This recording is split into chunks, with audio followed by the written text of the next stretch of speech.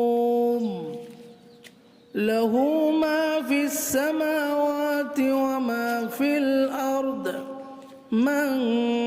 ذا الذي يشفع عنده إلا بإذنه يعلم ما بين أيديهم وما خلفهم ولا يحيطون بشيء من علمه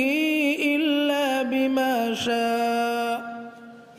وسع كرسيه السماوات والأرض ولا يؤوده